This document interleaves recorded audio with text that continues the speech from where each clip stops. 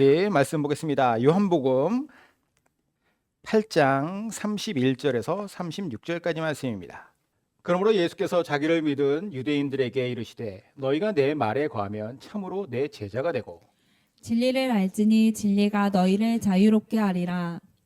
그들이 대답하되 우리가 아브라함의 자손이라 남의 종이 된 적이 없거늘 어찌하여 우리가 자유롭게 되리라 하느냐. 예수께서 대답하시되 진실로 진실로 너희에게 이르노니 죄를 범하는 자마다 죄의 종이라. 종은 영원히 집에 거하지 못하되 아들은 영원히 거하나니 그러므로 아들이 너희를 자유롭게 하면 너희가 참으로 자유로우리라. 아멘. 아멘.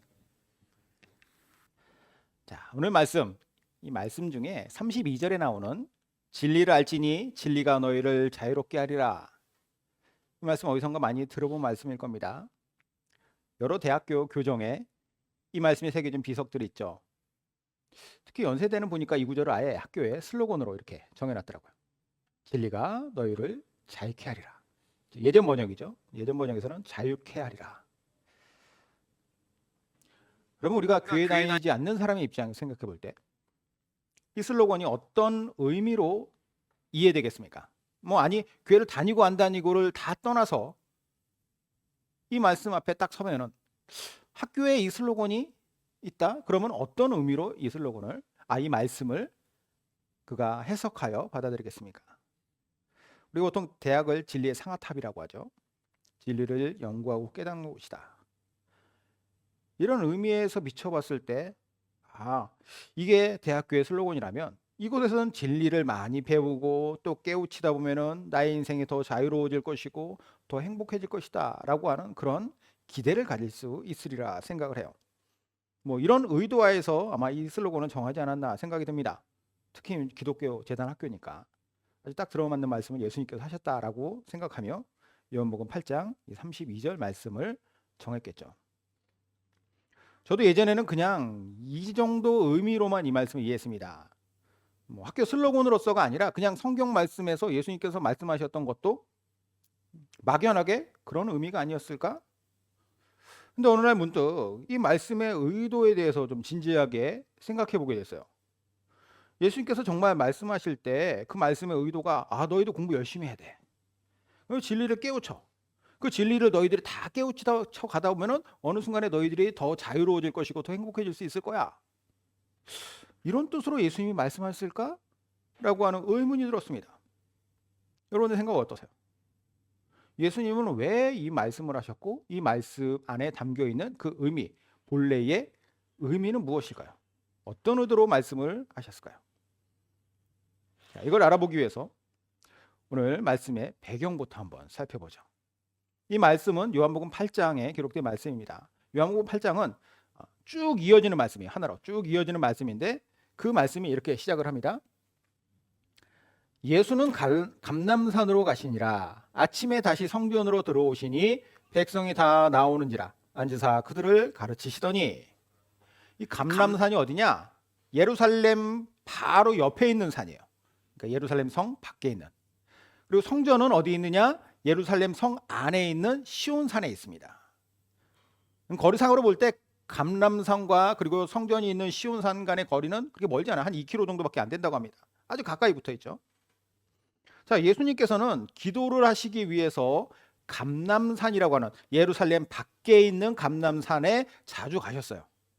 예를 들어서 예수님이 십자가에 달려 돌아가시기 전날 밤에 제자들과 최후의 만찬을 하시죠.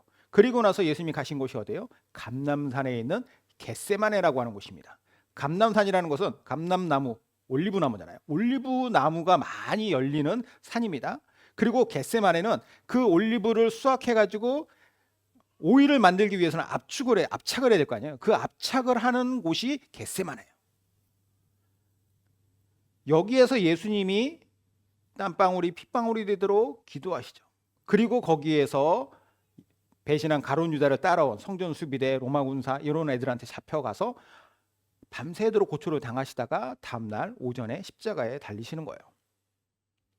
자, 그럼 다시 1절로 돌아와서 예수님께서 이렇게 새벽에 아마 감람산에 가셔서 기도를 하셨을 것이고 그리고 다시 예루살렘 안으로 들어오셔서 시온산에 있는 성전에 가셔서 뭘 하셨느냐? 백성들을 가르치셨다. 이렇게 사람들에게 말씀을 가르치시고 계시던 와중에 서기관들과 바리새인들이 한 여자를 붙들고 끌고 옵니다. 음행 중에 붙잡힌 여자다라고 나오죠. 그들은 이 여자를 율법에 의하면 음행 중에 붙잡힌 자는 다 돌로 쳐 죽이라고 했으니 이 여자를 돌로 쳐 죽여야 된다라는 것을 예수님께 강요합니다.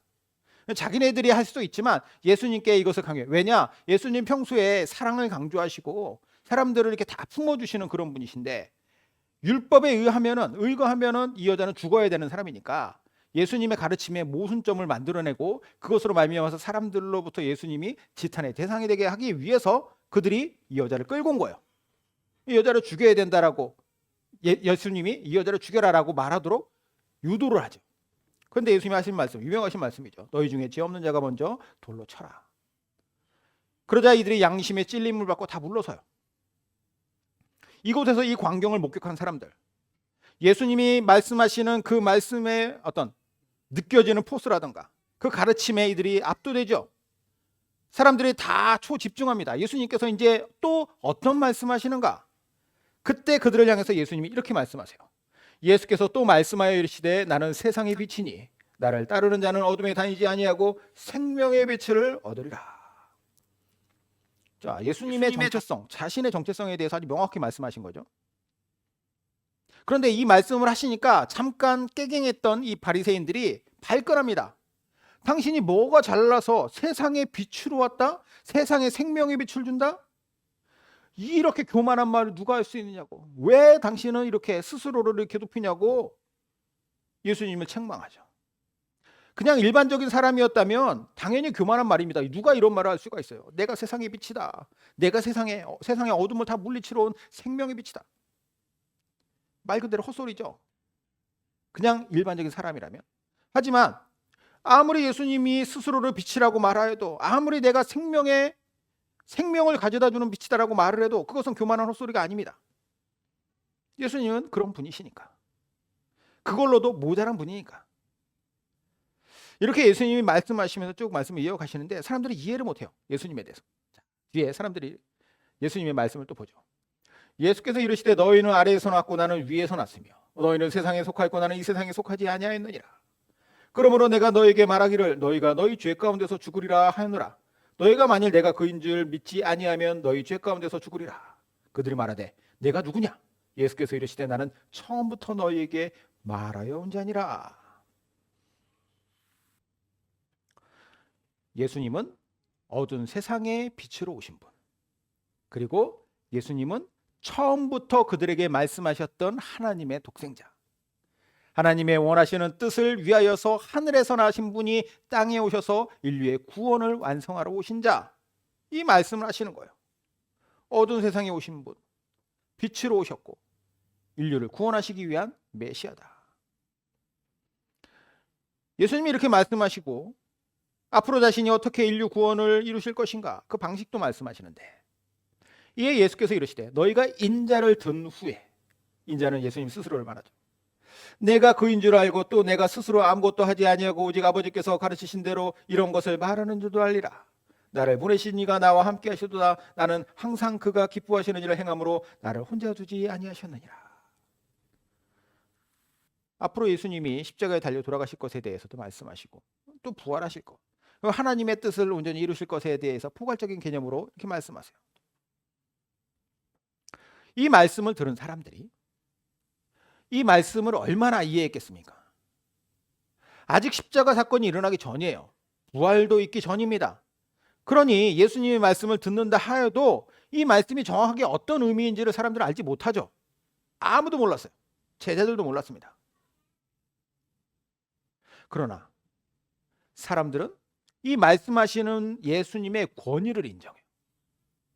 이게 그냥 허튼 소리로 아무나 그냥 뱉는 말이 아니구나. 사람들한테 인기 좀 얻으니까 그 인기에 부합해가지고 내가 그냥 정말로 사이비 교주처럼 이렇게 하는 얘기가 아니구나라는 것을 그분이 이제까지 행하셨던 일, 그리고 그분의 어떤 대한 신뢰, 이런 것들을 바탕으로 말미암아서 사람들이 적어도 이 말씀이 어떤 의미인지 모르겠지만 내가 그 말씀하시는 분을 믿겠다라는 그런 마음이 생겨난 거죠. 예수님의 권위를 인정하는 거예요. 그래서 요한복음 8장 30절은 이렇게 말합니다. 이 말씀을 하심에 많은 사람이 믿더라. 자, 여기까지 내용에 대해서 이해되시죠?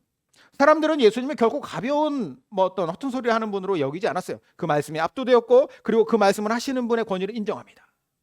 그러자 오늘 본문의 말씀이 이렇게 이어져요. 31절에 그러므로 예수께서 자기를 믿은 유대인들에게 이르시되 너희가 내 말에 거하면 참으로 내 제자가 되고. 자, 예수님이 뭐라고 하시느냐? 당신의 말씀을 진지하게 받아들이며 믿음을 갖기 시작했다던 그 사람들을 향해, 그 유대인들을 향해서 너희가 내 말에 거할 때 참으로 내 제자가 될 것이다. 이렇게 얘기해요. 너희가 내 말에 거할 때 참으로 내 제자가 된다. 자, 무슨 의미인가? 제자가 될 것이다라고 했을 때 그럼 제자가 누군지를 알아야지 그러면 이 어떤 말씀 안에 거하는 자로서의 제자의 정체성을 좀 파악할 수 있을 것 같아요. 성경을 보면은 무리와 제자를 구분해서 기록해 놨습니다.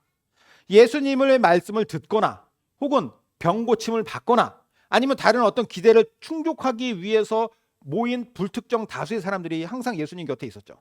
예수님이 어디 갈 때 우르르 사람들이 쫓아다니는 거예요. 뭐 여리고에서도 그랬고 뭐 여러 가지 좀 이따 말씀드리겠지만 뭐 지금 얘기했네요. 예수님이 벳세다라고 하는 동네 옆에 있는 광야로 가셔서 사람들을 가르치실 때 사람들이 많이 쫓아와가지고 그 말씀 들었습니다. 밥 먹어야 될 시간이 지났어요. 그러니 그 사람들과 같이 밥을 먹어야 될 텐데 먹을 게 없죠. 이 사람들한테 뭐 먹을 걸 사줘야 되나? 그런데 이 엄두가 안 나는 거예요. 너무 많은 사람들이 모여서. 마침 어린아이가 가져온 도시락이 있었습니다. 보리떡 5개와 물고기 2마리, 5병이어죠. 이걸 가지고 예수님이 축복 기도하시고 이걸 나눠줘라 하셨을 때 얼마나 많은 사람들이 먹었습니까? 남자만 5,000명이 먹었다. 그리고 12광주리가 남았다. 이거는 여자와 아이들까지 합하면 어마어마한 숫자가 그날 그 자리에서 이것을 먹은 겁니다. 엄청난 일을 경험했죠. 놀라운 역사가 일어났습니다. 그러면 그 자리에 모였던 사람들을 다 예수님의 제자라고 할 수 있느냐? 아니에요. 성경은 그들이 다 제자라고 얘기하지 않습니다. 그들은 무리였다라고 해요. 무리였다. 예수님을 쫓아와서 내가 뭐 궁금했던 것에 대한 어떤 뭐 시원함도 있을 수 있었을 것이고 혹은 그 자리에 모였던 사람들이 와 정말 오늘 대단한 일이 있었구나. 어마어마한 일이 있었고 지금 우리도 배가 부르고 정말 좋은 경험했어 라고 돌아가는 사람들. 제자는 그런 사람들과 구분되죠. 구별시켜놨어요. 거기서 더 나아간 사람들입니다. 예수님에 대한 깊은 인정, 신뢰 그리고 그 말씀의 권위를 온전히 따르려고 하는 사람 자신의 인생을 예수님의 말씀에 이렇게 편입시키려고 하는 사람을 제자라고 불렀다는 거예요. 무리와 제자의 차이점 이해하시죠? 예수님 오늘 본문에서도 같은 맥락의 말씀을 합니다. 너희가 나를 믿는다라고 하여도 지금 이 자리에서 내가 행하는 말 때문에 내가 말하고 있는 이 권위를 너희가 뭔가 거기에 매료됐다 하더라도 너희가 내 제자가 되려면 내 말에 거해야 돼. 즉 예수님 주변에 머물다가 예수님께 필요의 충족을 얻고 떠나가는 사람이 아니라 진정한 믿음을 가진 사람은 제자가 되는데 그 믿음은 말씀 안에 거할 때 일어난다는 거예요. 말씀에 대한 전적인 신뢰 그리고 거기에 대한 순종. 제자는 밀물처럼 왔다가 썰물처럼 빠져가는 사람이 아니라는 거예요. 그러면 여기까지 들으면 이제 다음으로 드는 생각이 있어요. 그러면은 무리에 머물지 않고 제자가 되는 길은 예수님의 말씀 안에 거하는 것이니까 그분의 말씀을 내가 전적으로 신뢰하고 그리고 그 말씀을 내가 순종해야 되는구나. 그러면은 그 순종함이라고 하는 것은 결국 내 뜻과 의지보다는 예수님의 뜻과 의지가 더 크다라는 거예요. 순종한다라는 것은 내 뜻과 의지를 그분의 뜻과 의지에 내 자신이 수그리고 들어가서 그걸 따라가는 거니까. 맞아요. 그런데 이때 뭔가 꺼림칙한 부분이 생기죠. 그러면 예전에는 내가 자유롭게 내 생각대로 내가 원하는 대로 살았는데 이제는 뭔가 예수님의 말씀에 순종해야 한다라는 것이 그분의 말씀에 내 자신을 수그려야 되고 복종해야 되는 것이니까 그래야만 제자의 타이틀을 얻는다고 하는 것이니까 그러면은 이때부터는 뭔가 좀 나게 불편한데. 제가 어렸을 때 교회에서 나 자유 얻었네 너 자유 얻었네 이 찬양 별로 안 좋아했어요. 교회에 와보니까 자유를 노래하는 것 같지는 않다라는 거예요. 어떻게 저분들을 자유롭다고 하지? 교회에서 말씀 전하는 목사님이다. 어렸을 때 학생부 다닐 때는 부장님이 설교하셨는데 맨날 하시는 말씀들이 하지 말라는 거 투성이에요. 이거 하지 마라. 이거 죄다 막. 성경에 그렇게 써 있으니까 말씀하신 거겠죠. 그러면 예수님을 믿고 자유를 얻었다라고 노래할 수 있느냐? 그것을 기쁘게 즐겁게 노래할 수 있느냐? 내가 볼 때는 아니었다는 거죠. 실상은 저 사람들은 자유와 구원을 맞바꾼 것이 아닐까? 여러분들 느끼시긴 어떠십니까? 우리는 무리가 아닌 제자일까요? 그러면 제자로서 정말 자유하다고 생각하십니까? 제자됨이라고 하는 것은 좋은데 자유라는 것을 포기해야 된다면 거기에서는 뭔가 불편함이 생기는 거예요. 자, 그런데 예수님은 뭐라고 말씀하시냐? 좀 반대의 말씀하세요. 진리를 알지니 진리가 너희를 자유롭게 하리라. 예수님 말씀 안에 거하면서, 진리라는 것은 예수님 그 자체이고 또 예수님의 말씀, 진리의 말씀이라고 볼 수 있는데, 여기에 안에 들어가서 그 말씀을 쫓아가는 제자 되는 사람들이 진리를 알므로 자유롭게 될 것이다. 자, 맥락상으로 이거는 진리라는 것은 분명히 학문적 깊이가 아니에요. 진리는 빛이자 하나님의 아들이자 우리를 구원하러 오신 예수님 그 자신입니다. 제자로서 따라야 할 그분의 말씀이에요. 자, 정리 한번 해보면 여기까지. 예수님 주변을 맴도는 많은 사람들이 있었습니다. 무리죠. 그분을 그 중에서 올바로 믿고 따르겠다라고 결단하고 따라오는 사람들이 제자라고 따로 구분됐어요. 근데 그 제자들은 그 말씀을 그냥 그 사람들보다 조금 더 특출난 것이 아니라 아예 내 삶을 그분께 온전히 맡겨 드리겠다라고 결단하고 따라가는 사람입니다. 말씀 안에 순종하는 거죠. 내 삶을 말씀에 편입시키는 거예요. 이렇게 해서 그분과 그분의 말씀을 아는 진리를 알아가면 알아갈수록 자유롭게 된다라고 말씀하십니다. 밖에서 봤을 때, 제 3자의 입장에서 봤을 때는 아닌데 그 안에서는 왜 자유롭다고 하는가?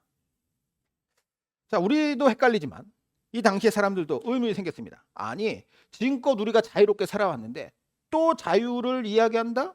어떻게 또 자유를 얻을 수 있단 말입니까? 33절에 그들이 대답하되 우리가 아브라함의 자손이라 남의 종이 된 적이 없거늘 어찌하여 우리가 자유롭게 되리라 하느냐? 아브라함의 자손이라고 하는 것은 하나님의 택함받은 이스라엘 백성이라고 하는 정체성이에요. 그리고 그들은 신분상으로도 남의 종이 아니라 자유인으로 살았습니다. 그래서 자기들은 하나님의 백성이자 자유를 제한받지 않은 자유인으로 살아왔다고 자부했는데, 예수님 말씀에 의하면 너희는 자유가 없어 라고 하는 이야기 아닙니까? 자, 예수님께서 여기에 대해 이렇게 말씀하세요. 예수께서 대답하시되 진실로 진실로 너에게 이르노니 죄를 범하는 자마다 죄의 종이라. 종은 영원히 집에 거하지 못하되 아들은 영원히 거하나니 그러므로 아들이 너희를 자유롭게 하면 너희가 참으로 자유로우리라. 예수님께서 말씀하시는 자유, 그들이 지금 자유인이 아닌 이유는 무엇이냐? 눈에 보이는 신분이라던가 자기가 하고 싶은 대로 사는 것, 그것을 하지 못해서가 아니라는 것을 예수님이 말씀하세요. 그들은 표면적으로 자유인이라는 건 신분을 가지고 자기가 하고 싶은 대로 사는데 실상 그 삶은 진짜 자유가 아니었다라고 이야기하는 것이죠. 뭐가 문제냐? 죄가 문제라는 거예요. 죄가. 모든 인간이 가지고 있는 죄라고 하는 문제는 인간의 자유를 원천적으로 차단합니다. 그래서 스스로 자유롭다고 생각하는 사람들은, 인간은 그 생각과 행동과 그것에 대한 결과가 다 죄악의 바운더리 안에 있는 거예요. 죄악에 묶여 있는 것이죠. 스스로 자유롭다라고 생각하며 살아가는 인간들은 죄악의 감옥 안을 벗어나지 못한 채로 그 안에서 아둥바둥 사는 거예요. 제가 이 말씀을 보다 잘 이해할 수 있었던 책이 있는데, 찰스 엄멜이라고 하는 분이 소책자를 참자유를 찾아서라고 하는 이런 책을 썼어요. 이 책에 보니까 뭘 얘기하느냐? 죄악에 묶인 인간의 자유, 죄악 가운데 있는, 죄 가운데 있는 죄의 종인 인간의 자유는 뭐냐? 진정한 자유가 아니라 자유로 착각하는 방종이다라고 얘기해요. 방종이다. 인간이 아무리 스스로 고상한 척해도 내가 행하는 모든 자유를 자유라고 생각하면서 행했던 모든 것들은 사실 죄악에 오염되어 있는 방종이었다는 것이죠. 아까도 말씀드렸듯이 죄악이라고 하는 어마어마한 감옥 안에 있으면서 자기가 자유롭게 산다 해도 어차피 죄에 속한 방종에 불과하다. 그럼 이런 인간이 판을 바꿔야지, 무대를 바꿔야지 비로소 진정한 자유를 누릴 수 있다라는 것이 예수님 말씀이에요. 그럼 무대를 어떻게 바꾸느냐? 예수님의 말씀으로, 그 말씀에 순종하는 제자가 되어서 그분의 진리와 그 부르심 안에서, 그 말씀 안에서의 어떤 그 진리를 내가 기꺼이 따라가고 믿고 순종하며 나아갈 때, 그때 판이 바뀌는 거예요. 죄의 종이라고 하는 감옥이 아니라 영원한 집이라고 하는, 아까 말씀드렸죠, 천국에 속하는 하나님의 자녀가 돼요. 그 안에서 새로운 은혜의 진정한 자유를 누리게 된다. 이때부터는 내가 자유라고 느꼈던 것들에 대한 방종이, 그러니까 내가 자유라고 느꼈던 것들이 방종이었음을 깨닫게 돼요. 그래서 방종하지 않을 수 있는 자유를 조금씩 회복해 갑니다. 그게 하지 않을 수 있는 자유예요. 보통은 내가 하고 사는 것을 다 자유라고 생각합니다. 내가 마음대로 살면 자유지. 뭐라고 했어요 아까? 이게 내가 하고 싶은 대로 살면, 인간이 하고 싶은 대로 그냥 가만히 놔두고 거기에 대한 내가 책임을 묻지 않겠다라고 하면, 그걸 가지고 선한 일만 하면서 살 사람은 아무도 없습니다. 왜냐? 죄인이기 때문에. 그런데 사람들은 그 죄라고 하는 인식이 없으니까 다 자유를 내가 하고 싶은 대로 사는 것이라고 생각하죠. 그러나 진리의 말씀, 주님을 믿는 믿음, 이게 내 안에 들어와, 이게 내 기준이 된다면, 거기에 내 삶을 편입시킨다면, 이제는 예전에 전혀 문제가 되지 않았던 것들에 대한 문제의식이 생기고, 그러니까 내 삶에 대해서 회개하고 돌이키려고 하는 거예요. 근데 이걸 너무 단순하게 보면은, 예전에는 저렇게 자유롭게 마음대로 살았던 사람이, 교회 다니더니 저 사람이 변했어.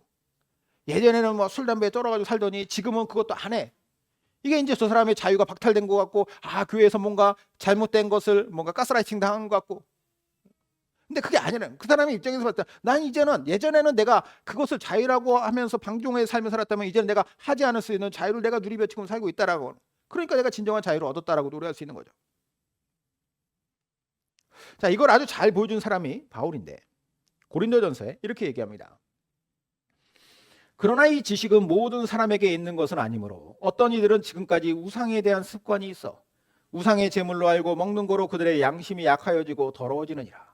음식은 우리를 하나님 앞에 내세우지 못하나니 우리가 먹지 않는다고 해서 더 못 사는 것도 아니고 먹는다고 해서 더 잘 사는 것도 아니니라.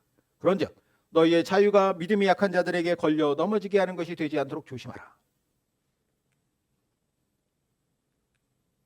지식이 있는 내가 우상의 집에 앉아 먹는 것을 누구든지 보면 그 믿음이 약한 자들의 양심이 담력을 얻어 우상의 제물을 먹게 되지 않겠느냐. 그러면 내 지식으로 그 믿음이 약한 자가 멸망하나니 그는 그리스도께서 위하여 죽으신 형제라. 이같이 너희 형제가 형제에게 죄를 지어 그 약한 양심을 상하게 하는 것이 곧 그리스도에게 죄를 짓는 것이니라. 그러므로 만일 음식이 내 형제를 실족하게 한다면 나는 영원히 고기를 먹지 아니하여 내 형제를 실족하지 않게 하리라. 무슨 말인지 어렵죠? 고린도에 보낸 편지 아닙니까? 고린도전서. 고린도라고 하는 도시, 아텐의 밑에 있는 위치한 도시예요. 코린토스죠. 지금의 그리스, 그러니까 헬라 사람들이 살던 도시입니다. 그리스 하면 유명한 게 무엇입니까? 다신교, 여러 신들, 제우스를 비롯해서 많은 신들을 섬겼어요. 특별히 고린도라고 하는 도시도 무역 도시로서 많은 사람들이 있고 많은 우상들을 섬겼습니다. 그러니 거기서 뭐가 많이 행해졌겠습니까? 우상 숭배, 제사가 많이 이루어졌어요. 고대 신전에서. 이방신에게 제사를 지낼 때 당연히 뭐가 많이 필요했느냐? 그러니까 그 제물이 필요했습니다. 제물로서 그 우상 숭배의 제사를 드렸으니까.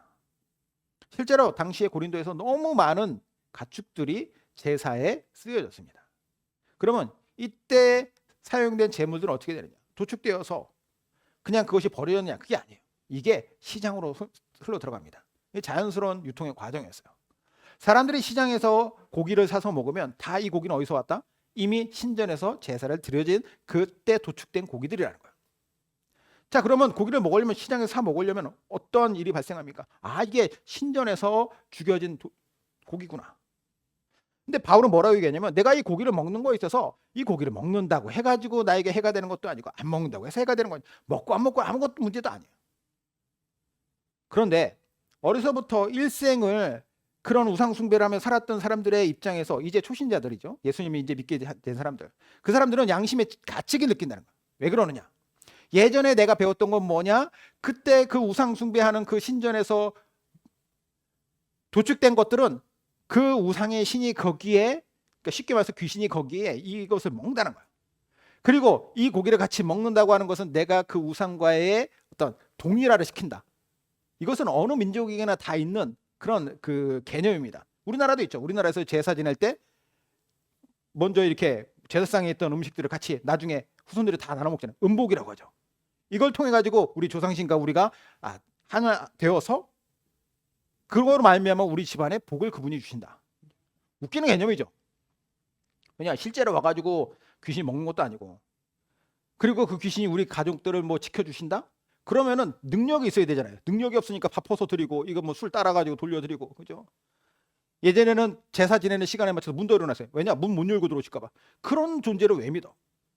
하다못해 빨랫줄도 옛날에는 빨랫줄 이렇게 장대 갖다 걸어놨잖아요. 그리고 나서 빨래를 다 널고 높은데 이렇게 걸어놓고, 그랬다가 이제 빨래 다 되면은 밑에 놓고. 예전에는 제사 시간에 맞춰가지고 이 빨랫줄도 다 내려놨습니다. 왜냐, 목에 걸리실까봐 날아오다 이렇게 둥둥둥 오다가. 이런 신을 믿었다는 거예요. 얼마나 미련한 것입니까? 뭐 지금은 이제 뭐 그런 제사 지내진 않지만, 그러니까 이런 일들, 이걸 통해 가지고 어떤 그런 존재와 합일된다라고 하는 그런 인식이 있는 사람들이 많이 있었는데 어리석은 거죠. 바울이 그 사람들한테 이야기를 합니다. 내가 이러한 것을 먹는 것은 전혀 문제되지 않는다. 그거는 아무런 너희 인간이 만들어낸 개념 아니냐. 신화의 많은 신들, 진짜 있는 신들도 아니고.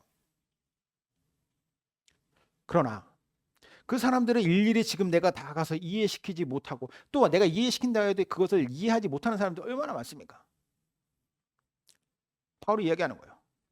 내가 이 먹는 거에 대해서 아무런 거리낌이 없음에도 불구하고 내가 먹음으로 말미암아 누군가가 실족하게 된다면 나는 차라리 평생을 고기를 먹지 않겠다. 이게 성질 나가지고 안 먹어, 이게 아니라 이것이 누군가의 영혼을 살리는 일이라면 나는 기꺼이 그것을 내가 하는 자유를 누리겠다라고 하는 마음이에요. 그럼 이 개념은 어디에서 오는 것이냐? 내가 이제는 죄 가운데 있는 것이 아니라 하나님의 집 안에서, 거기에서 내가 하나님의 아들로서 자녀된 자로서 내가 기꺼이 그렇게 살아가는 것도 나에게 있어서 행복이다라는 거죠. 저놈 때문에 고기 못 먹어서 내가 억울하다, 이게 아니라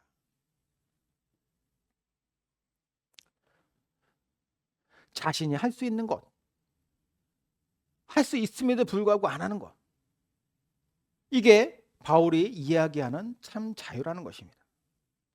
예수님 말씀하시죠. 나의 이야기, 나의 진리 안에, 진리의 말씀 안에 너희가 거하고 그 안에서 너희가 그 말씀에 기꺼이 순종하며 살아가며 너희가 내 제자가 되고, 그리고 그 진리를 통해 너희는 진정한 자유가 무엇인지를 누리게 될 것이다. 예전에는 죄의 종으로서 죄의 판 안에서 그 안에서 아등바등 네가 원하는 대로 살려고 했었지만, 그게 행복이라고 생각했지만 결국 진정한 행복은 어디 있으냐? 판이 바뀌는, 이제는 하나님의 자녀로서, 하나님의 전에서, 하나님의 집에서 자녀로서의 권세를 누리며 사는 것이다. 이 맥락 안에서 이 말씀을 보시기 바랍니다. 진리가 너희를 자유케 하리라. 우리가 내 마음대로 사는 것이 아니라 진리이신 예수님 안에서 기꺼이 내가 누릴 수 있는 자녀됨의 자유를 누리며 산다라는 거예요. 이 진리를 깨닫지 못한 사람의 입장에서는 불쌍하죠. 교회 다니들이 저렇게 힘들게 살아가냐. 하지만 자녀됨을 누리는 사람의 입장에서는 이게 나의 영광이고 감사고 은혜라는 거예요. 여러분 어떠십니까? 진리로 참 자유를 누리고 사십니까? 억눌려서 억지로 쫓기며 사는 인생이 아니라 진짜 기쁨으로 감사하며 참 자유를 누리는 삶, 이 삶을 통해 하나님께서 영광 받으시는 그러한 저와 여러분의 삶이 되시기를 주님의 이름으로 축원드립니다. 네, 기도하겠습니다.